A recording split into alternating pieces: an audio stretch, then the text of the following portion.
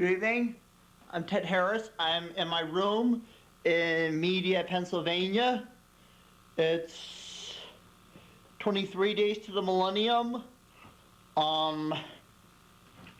It's Wednesday morning, December 8th, 1999, 8:36 a.m. and it's 23 days to the millennium. This is experiment number 15.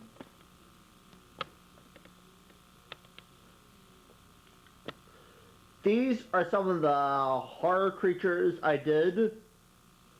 This is called a video. What we do is, it's a movie on standard tape cassette that's plugged into a VCR. And you can watch these movies from your own home. This is Pixar's Toy Story. It was the first computer-generated movie done in 1995. Over 2 million Buzz Lightyears were sold, but we didn't have enough to make demands. Back in 1997, over 200 Tickle Me Elmos were sold.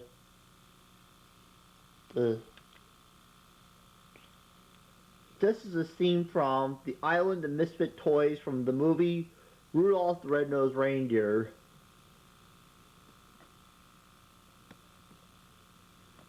We didn't know if we had enough to make demands. This is a cartoon from Peanuts. Peanuts was created by Charles M. Schulz back in the 1960s. Back in 1972. Has been the most popular strip of those days. This is a picture of the king of rock and roll, Elvis. Elvis was the most popular rock and roll star back in the 1950s and still is today. Most people think Elvis is still alive. In fact, they've still seen them. But he's not. This is a Warner Brothers character called a Tasmanian Devil. Bugs Bunny was created back in the 1950s and was back in the 1940s. He is as the most popular cartoon of all, and still is today.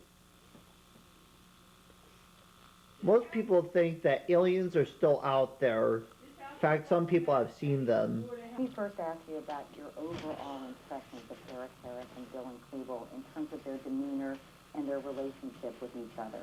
You know, for the investigators and for my colleague at Time, Tim Roche, who spent hours viewing these tapes, it was really disturbing. On the one hand, they would point their shotguns at the camera and threaten to make the worst mass murder in American history, which was their goal. And then they could very suddenly switch into laughing and joking with each other and complaining about the girls who didn't return their calls. And they talk about their anger almost as though it's a third person in the room, an accomplice.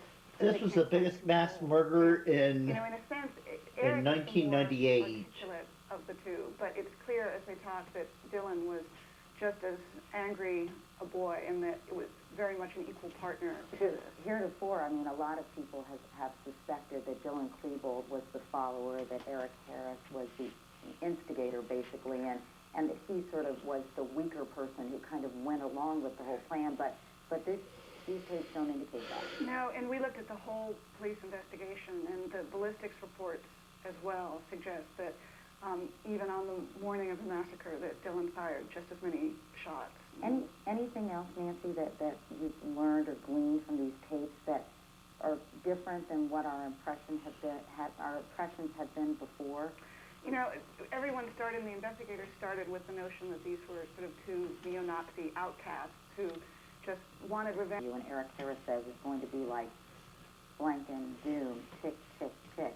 If there's a question about the impact of video games, or this particular video game had, I think the tapes answer that question, don't they? They do. It is impossible to discount the impact when you listen to these boys talk. Their frame of reference ranges from the Old Testament to Shakespeare to video games, but it is clear that they hope to reenact the ultimate video game, and Harris named one of his shotguns after a character from the game Dune. He refers to his shotgun as Arlene, and it's very clear the direct impact that these games and the movies that they saw had on their planning.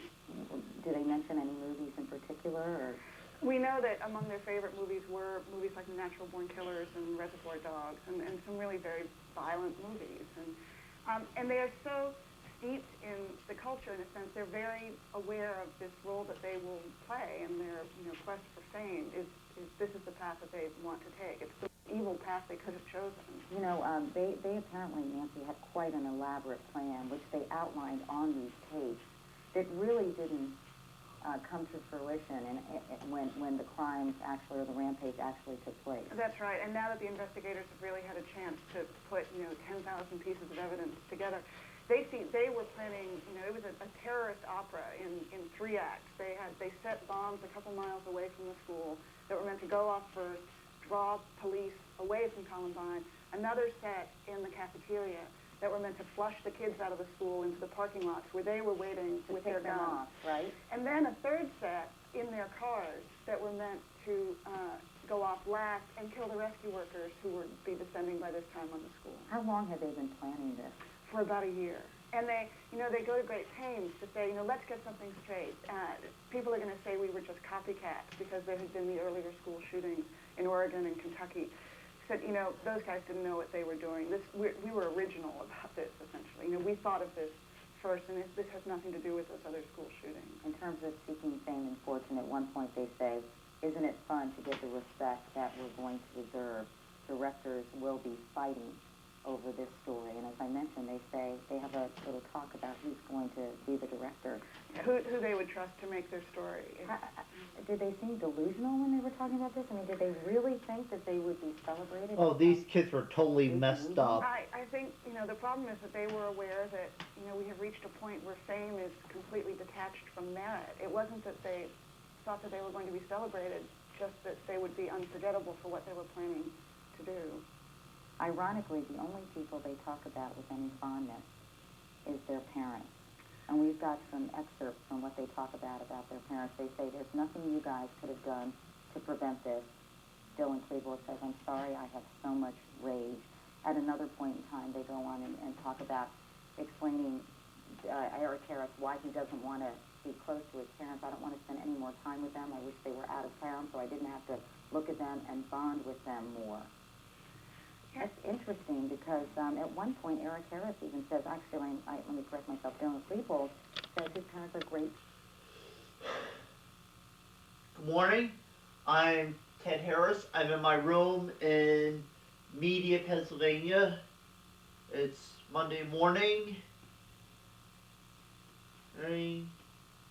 December 13th, 1999,